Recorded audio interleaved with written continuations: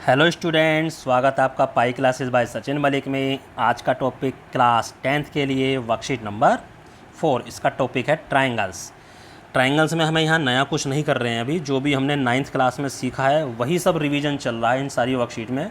अभी हमारा 10th का कुछ खास स्टार्ट नहीं हुआ है। तो हमने ट्रायंगल्स में 9th में पढ़ी थी कंगुरेंसी, तो उसी कंगुरेंसी को यहाँ रिवाइज कर रहे। कंगुरेंट फिगर हमारी कौन सी होती थी? जो साइज और शेप दोनों में बिल्कुल सेम हो। ठीक है, यानी कि अगर दोनों को हम कैंची से काट दें और एक के ऊपर एक रखें तो पूरी तरह से उसको ढक लें। तो ये हमने कंगुरेंसी करी थी। सबसे पहली कंगुरेंसी थी SAS कंगुरेंसी, साइड एंगल साइड। कहने का मतलब ये है कि अगर कोई भी एक ट्रायंगल है, ये इधर दूसरा हमने ये ट्रायंगल बना लिया, ये इधर वाली साइड इस दूसरे ट्रायंगल की इस साइड के इक्वल, ये वाली साइड इस साइड के इक्वल, तो इन दोनों के ही बीच का एंगल होना चाहिए। यही वाला एंगल चाहिए हमें, इधर और इधर। तो अगर ऐसा होता था तब हमारी लगती थी SAS कंगुरेंसी। अब एंगल ना हो के अगर तीनों साइड, यानी इधर वाली साइड ये इसके बराबर एंगल बोल जाओ, अगर एक ट्रायंगल की तीनों साइड दूसरे ट्रायंगल के तीनों साइड के इक्वल आ जाएं, कंगुरेंट साइड्स के इक्वल कोरस्पॉन्डिंग साइड के इक्वल आ जाएं, तब हमारी लगती थी SSS, साइड साइड साइड कंगुरेंसी। ऐसे एक AS कंगुरेंसी में इसका उल्टा है, यानी SAS का उल्टा AS से होती थी हमारे पास। इसमें क्या होता था, दो ट्रायंगल हैं, मान लो इसका एंगल ये और इस वाले ट्रायंगल का ये एंगल इक्वल है, ऐसे ही इधर वाला एंगल और इधर वाला एंगल इक्वल है। तो जिस भुजा पर ये दोनों एंगल, जिस साइड पर ये दोनों एंगल बन रहे हैं, यानी इनके बीच की साइड यही साइड इक्वल होनी चाहिए, तभी AS से लगता है। इसी की एप्लीकेशन होती थी हमारी AAS, यानी मेन यही है, इससे हमारी AAS बन जाती है। कैसे? क्योंकि अगर इसके दो एंगल, इस ट्रायंगल के दो एंगल इक्वल है तो तीसरा तो ऑटोमेटिक इक्वल हो ही जाएगा, क्योंकि तीनों एंगल का योग क्या होता है, सम क्या होता है, 180। जब तीसरा इक्वल हो गया तो हम क्या कह सकते हैं, अगर ये एंगल और ये एंगल गिवन है और तीसरी साइड गिवन है तो AAS ये भी हमारा चल जाता है। क्योंकि अगर ये दोनों इक्वल हैं तो हम इसकी हेल्प से ये वाला तीसरा एंगल भी हम इक्वल प्रूव कर सकते हैं। यानी अगर हमें ये कहीं पे ये लग रही है तो इसको हम इस रूप में ट्रांसफॉर्म कर सकते हैं। अगली आती है RHS।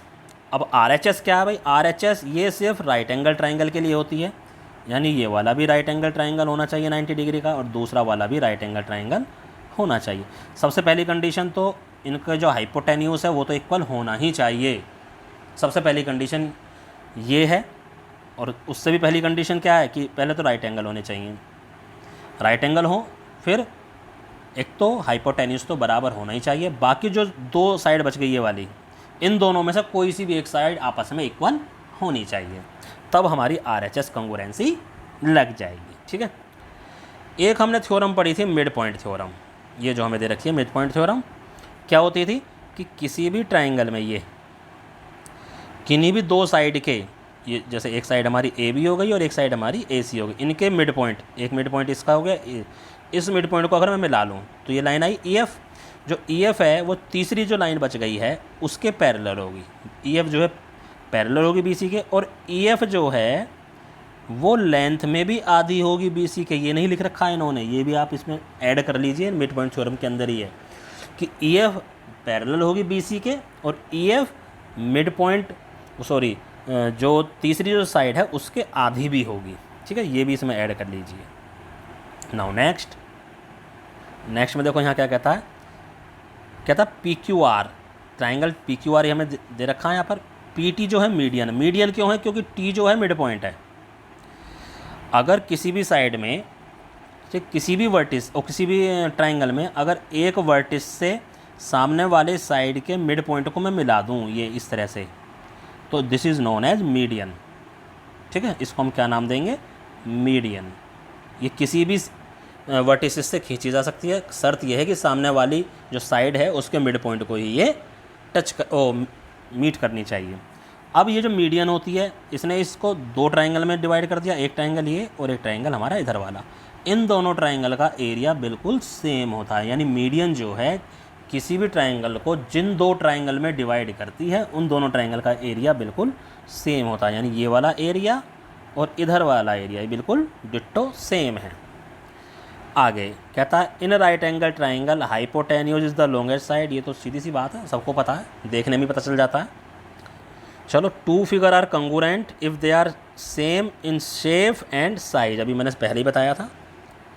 कहता sides opposite to equal angles are equal, और यहाँ पर उल्टा लिख रखा है angle opposite to equal sides are equal. यानी कि देखो कोई भी हमारा ट्राइंगल है, दिस एंगल, एक ही ट्राइंगल की बात हो रही है, एक ट्राइंगल में ये दोनों एंगल, यानी ये दोनों एंगल हमारे इक्वल हैं, तो इसके सामने वाली साइड ये वाली भुज साइड और इसके सामने वाली साइड ये साइड, ये दोनों भी आपस में इक्वल हैं। ऐसे ही उल्टा, अगर साइड इक्वल हैं तो एंगल इक्वल हो जाएंगे।